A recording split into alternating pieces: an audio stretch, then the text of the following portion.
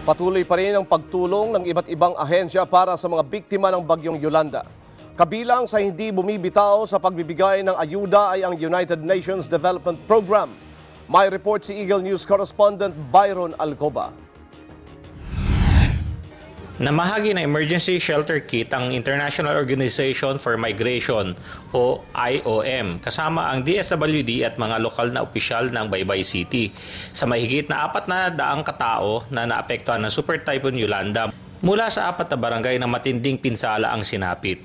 Samantalang sa Tacloban City at Palo Leyte, nag-turnover ng 8 bagong silid paaralan ang mga Philippine Disasters Recovery Foundation o PDRF, maging ang mga sari-sari store para sa livelihood program.